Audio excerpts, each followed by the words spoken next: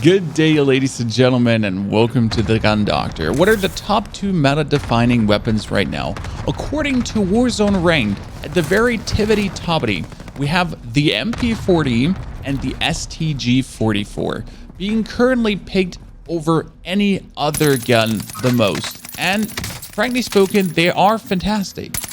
Currently having the STG since the weapon changes just skyrocket in picking, and the MP40 just stay as good as it has always done.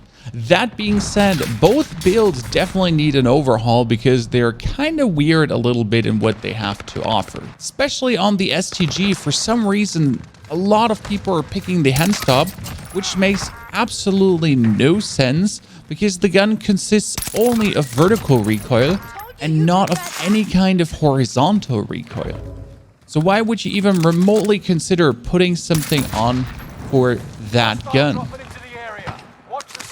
That being said, the 2 builds from the website, they're good enough, you know?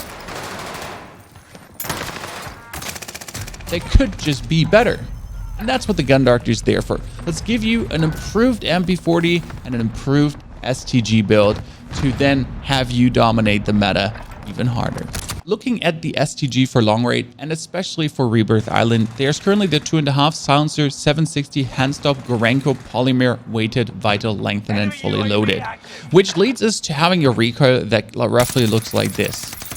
As you can see, there is 0 horizontal. The gun just goes up straight, but the gun already has 0 horizontal when you have no horizontal control attachments. Therefore, you could swap the hand stop straight away for the Carver foregrip to actually have 4% more vertical recoil control to minimize the bullet spacing even more. There's 0 reason to use the hand stop because you do not have any horizontal bounce.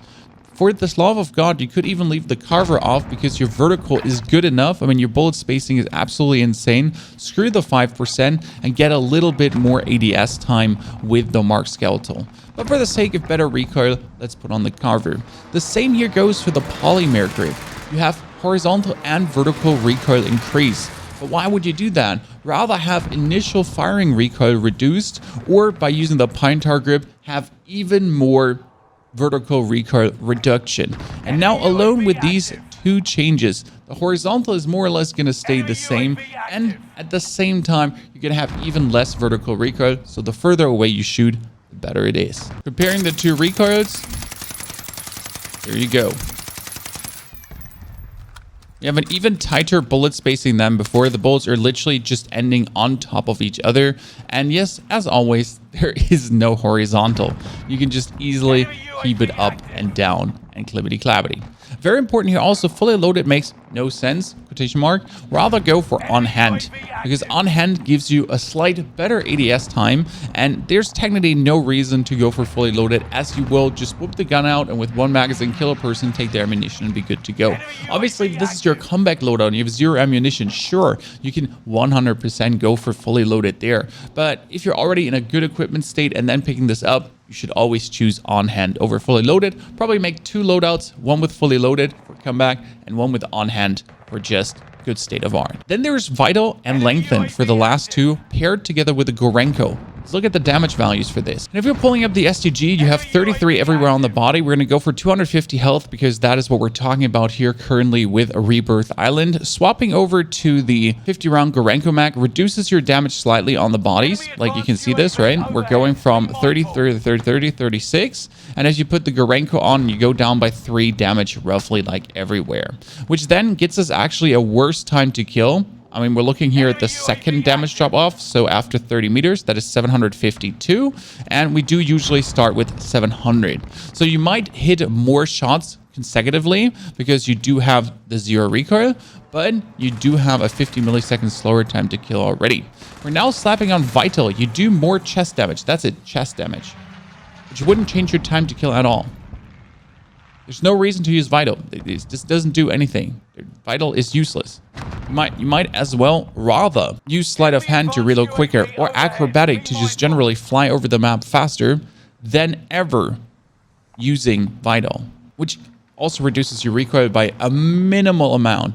A vital does make no sense. Obviously, doing more damage can help your teammates to then land the kill. Realistically, you're not only going to hit chest shots, you're actually going to be aiming for the head. That's what we're looking for.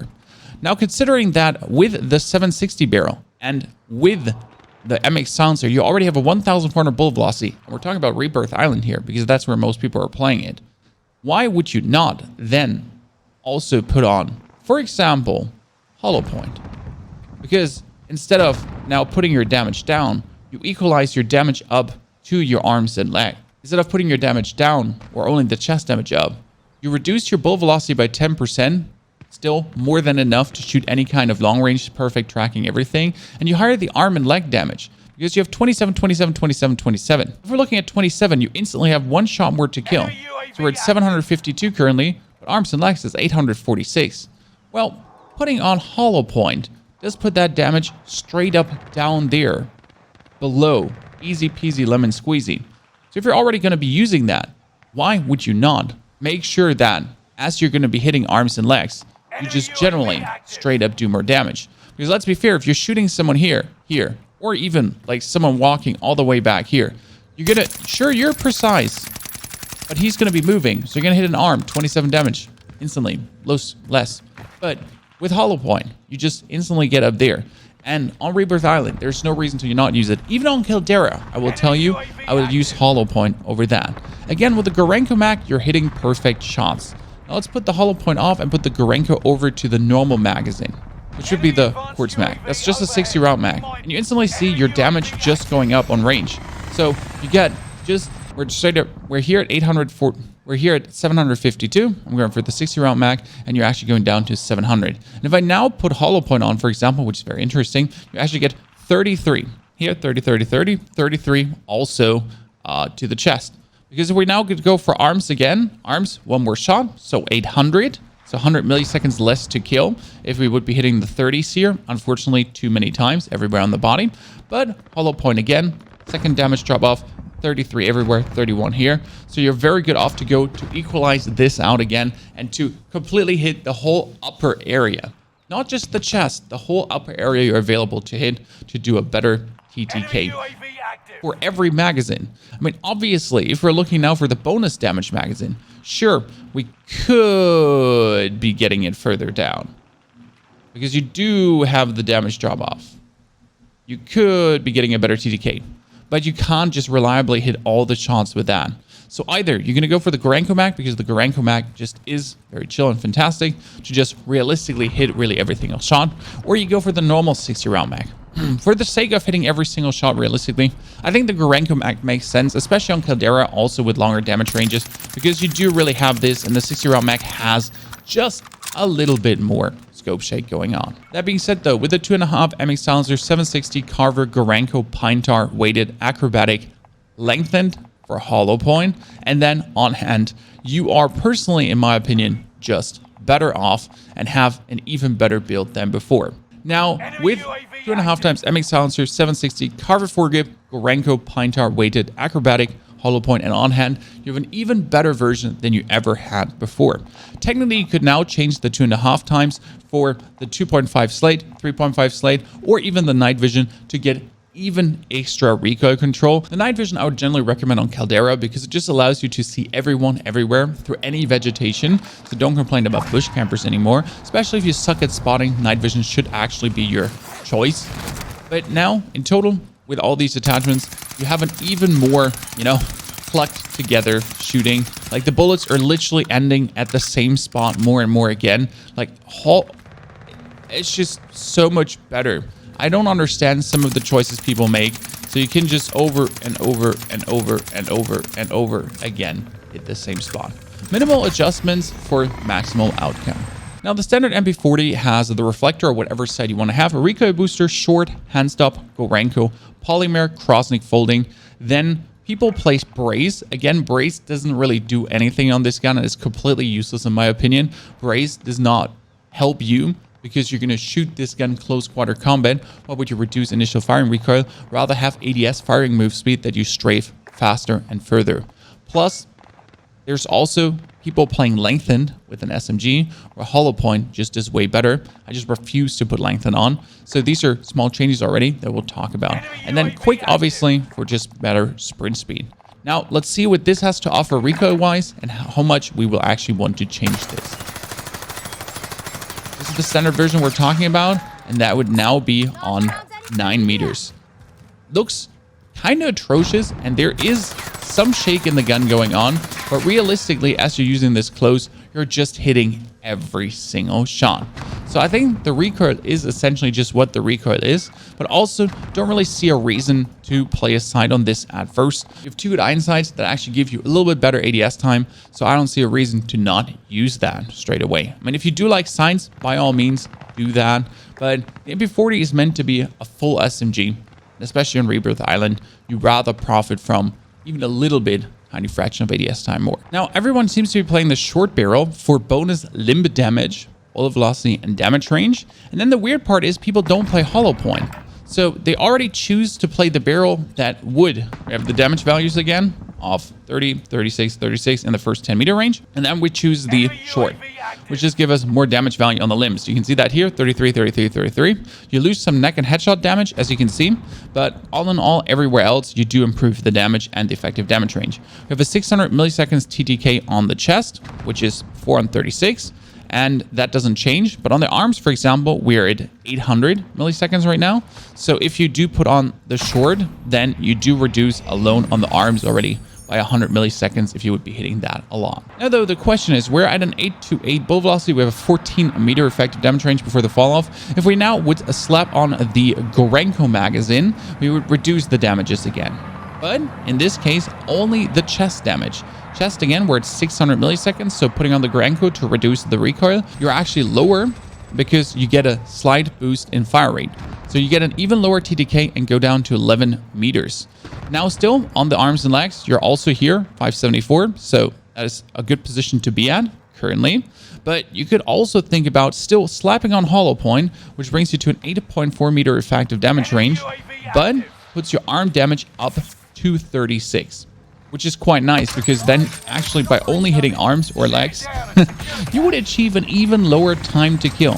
Bullet velocity here does not matter at all because you're going to be using this gun in a 10 meter range. So technically with the VDD short, which is already a very good one, together then with the hollow point, you would do more damage in arms and legs than you would actually do in any way on the head, neck, or even the chest.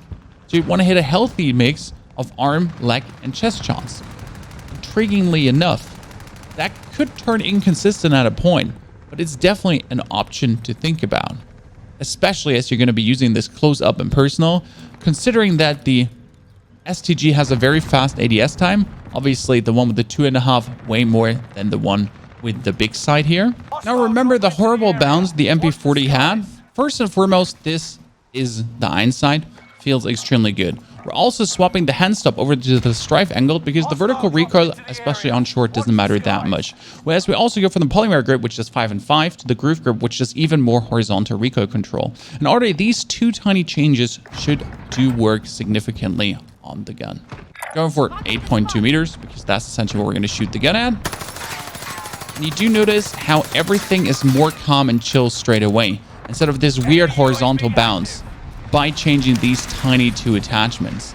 And with the iron sight, you can also just see good enough and way better just to get this off. And as well, now when you're shooting, you're actually strafing decently. Now let's see what we have to offer here.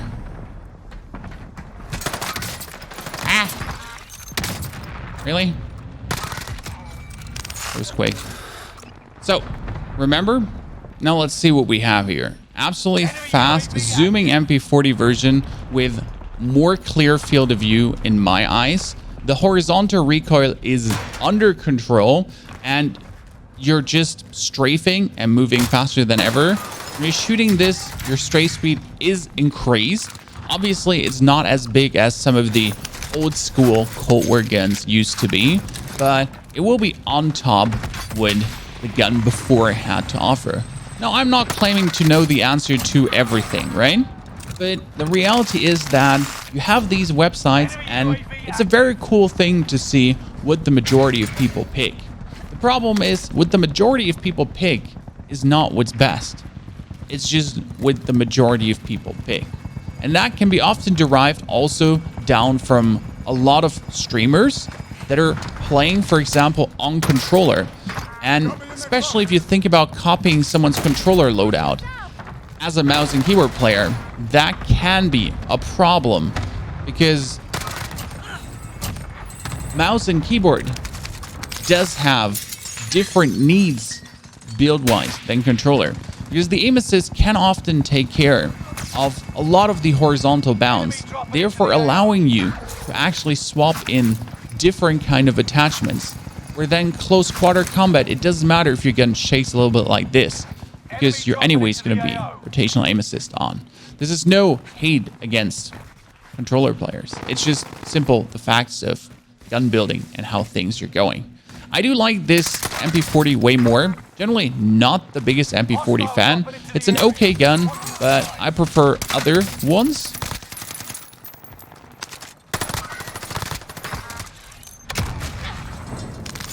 Oh, he killed himself and his friend. Crazy. But yeah, the MP40 and the STG, it improved. Going for the VDD, MX, Carver, Gorenko, Hollow Point, Pine Tar, Night Vision, actually 2.5 times probably, weighted, acrobatic, and on hand. Fold up here again with a recoil booster, short, angled, round, Hollow Point, grooved, crossnick, 33 holding, steady, and quick. Choose for yourself how you would like to play your guns, but definitely actually do try out things. Because if I really try out all the meta loadouts on the website, I'm always like, what the hell?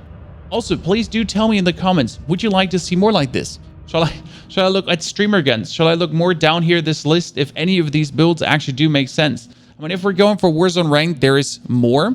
There is like the Cooper Carbine, the Owen gun, the XM4, the HDR, all of these. I mean, obviously for the XM4 and kind of some things, it's there's not much to do. But I think for all the Vanguard guns, there is quite some things to actually look at and overwork. So would you like to see more of this, analyzing meta guns, meta builds, looking at streamer builds and whatsoever, and kind of like testing them and seeing how they could actually be improved, especially from someone that is also playing on mouse and keyboard and has different needs than a controller player, or not? Thank you for letting the Gun Doctor entertain you. If you liked the video, don't forget to give a thumbs up. If you didn't like it, just dislike it straight away. And as always, see you in the next video.